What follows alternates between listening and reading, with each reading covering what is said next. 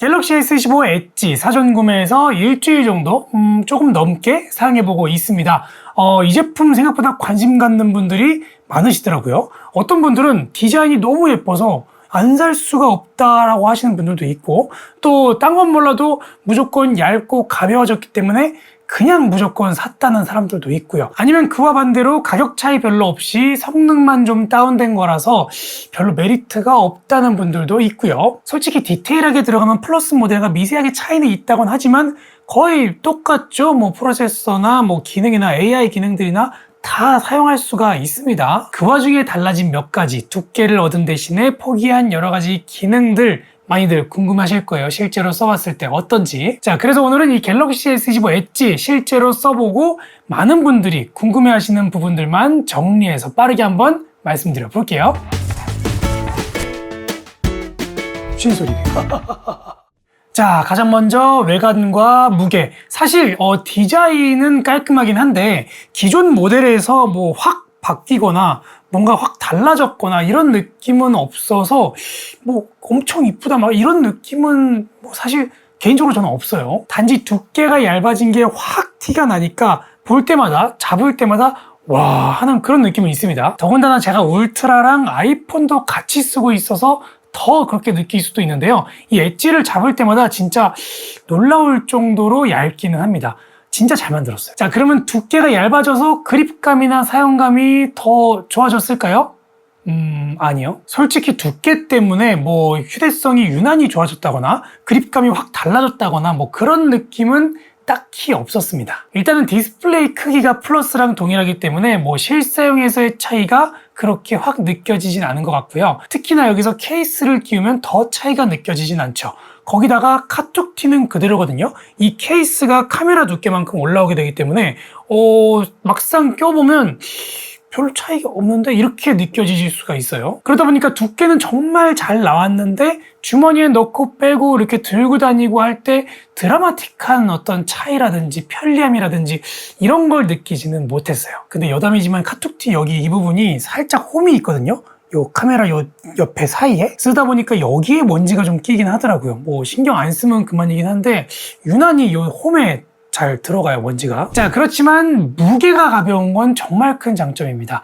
이 무게 차이는 티가 확 나고 체감이 확 됩니다. 솔직히 얼마 안 써서 그럴 수도 있는데 이 가벼운 것만 생각하면 그냥 이 엣지를 메인폰으로 쓰고 딴 거 다 처분하고 싶을 정도로 좋아요. 혹시 여러분 가벼운 스마트폰 찾으시면 무조건 엣지를 선택하시면 됩니다. 저 같은 경우는 이 체감이 너무 컸던 게 이 울트라에다가 맥세이프 케이스 끼워서 쓰고 그리고 아이폰 프로 맥스에다가 맥세이프 케이스 끼워서 쓰니까 둘 다 너무 무겁거든요. 근데 이거 들고 다니니까 와, 이 외관과 디자인에 대해서 구독자분들 의견도 정말 다양하게 있어요. 몇 가지 한번 볼게요. 삼성에서 제일 디자인은 마음에 든다. 너무 예뻐. 진지게 나오지 그랬냐. 삼성 정신 차렸나 보네. 저 디자인이 예쁘다고? 카메라는 하나가 제일 예쁘던데. 안 예쁨. 그냥 S23 시리즈 같아. 심을 봤는데 진심 예뻐. 아이폰에서 오랜만에 넘어가야지. 디자인이 깔끔하게 나왔네. 지은니은 예쁘다. 갖고 싶어. 디자인 개이쁨 갈아타고 싶음. 이번에 기가 막히게 잘 뽑음. 지은니은 예뻐. 존예입니다. 오늘 보고 왔는데 배터리 약점이고 나발이고 진짜 이쁨. 울트라 존 못생김. 두껍고 비교해보니 얇으니 케이스 끼워도 진짜 이쁨. 이거 하나만으로 단점 다 커버함. 뭐 일단 디자인이나 외관만 봤을 때는 마음에 든다는 이야기가 많긴 하네요. 다음은 카메라입니다. 이번 엣지는 망원이 빠져서 아쉽죠. 2억 화소의 메인 광각 카메라와 1200만 화소의 초광각 카메라만 탑재되어 있는데요. 일단은 이 망원이 빠진 게 많이 아쉽기는 하지만 2억 화소의 메인 카메라 스펙으로 어느 정도는 커버가 가능해서 큰 단점은 아니었습니다. 사실 어떻게 쓰냐에 따라 조금 다르겠지만 오히려 망원이 있다고 해도 뭐 고작 1200만 화소 정도? 뭐 그 정도 낮은 스펙의 카메라를 탑재하게 되는 거면 솔직히 큰 메리트는 없거든요. 메인 카메라의 화소로도 어느 정도는 커버가 되니까요. 울트라처럼 막 5배율 카메라로 5000만 화소 이런 걸 달아줄 수 있다면 완전 다르겠지만 뭐 그것까지는 바라지 않으니까요, 우리는. 그래서 제 나름대로 써본 결론은 망원 카메라가 없는 거 괜찮다. 어느 정도 줌을 당겨도 충분히 쓸만하다. 근데 여기서 살짝 드는 생각이 망원을 뺄 거면 차라리 이 초광각이라도 5000만 화소 정도에 맞춰줬으면 좋았겠다는 생각이 들긴 합니다. 그건 좀 아쉬워요.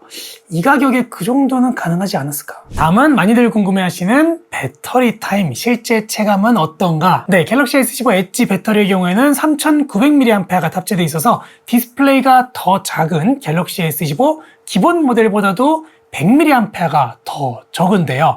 화면 크기와 프로세서까지 모두 똑같은 플러스 모델과 비교했을 때는 무려 1000mAh가 적기 때문에 확실히 배터리 체감이 확실히 있긴 있습니다. 그래서 실제로 썼을 때 배터리가 적은 건 맞아요. 맞는데 생각보다 불편하진 않던데요. 실제로 100% 가득 채운 상태에서 유튜브나 넷플릭스를 한 2시간 정도 시청을 했을 때 약 한 20% 정도 배터리가 소모된 걸 볼 수 있었는데요. 빨리 다는 편이기는 하지만 하루에 뭐 반나절 이상 콘텐츠를 시청한다던가 아니면 뭐 SNS를 많이 하는 경우가 아니라면 일반적으로 하루 이상은 넉넉하게 사용할 수 있는 정도였어요. 이 가벼움과 얇은 두께 대신에 포기할 수 있을 만한 정도의 사용감이랄까요? 물론 몇 달 더 써보면 확실하겠지만 적어도 지금까지는 배터리가 부족해서 불편한 적은 없었습니다. 메인으로 써도 충분히 있었어요. 배터리 이야기도 댓글이 좀 있어요. 한번 볼게요. 엣지 사용 중인데 넘사입니다. 배터리 오래 갑니다. 최적화의 힘인 건지. 배터리 작다길래 찾아봤더니 3900이면 생각보다 겁나 큰데 아이폰 16 프로가 3500인 거 생각하면 다 좋은데 울트라스타 이거 쓰니 배터리가 덜덜덜 훅훅 줄어드네요. 배터리 팩트 알려준다. 60프레임 게임 하루 종일 돌리는 거 아니면 일상생활에 지장 없다. 생각해보세요. 아침에 일어나서 알람 끄고 시계 보고 출근할 때 노래 듣고 회사에서 폰 얼마나 봄? 점심시간 포함 30분 이상 보려나? 그러고 노래 듣고 집으면 80에서 90%임. 중간에 충전 못한다 해도 70 이상인 뭔 24시간 휴대폰 하는 거 아니잖음. 그렇죠. 뭐 직장생활 하시면서 직장에서 휴대폰 쓸 일이 많이 없다면은 이렇게 넉넉하게 쓰실 수도 있어요. 배터리만 4000 중반 정도만 됐어도 지금 쓰고 있어요. 처음엔 이게 얇은 거야? 이런 생각 들다가 쓰던 폰 들어보니 역체감이 오짐. 배터리는 그냥저냥 해요. 폴드6랑 비슷하게 감.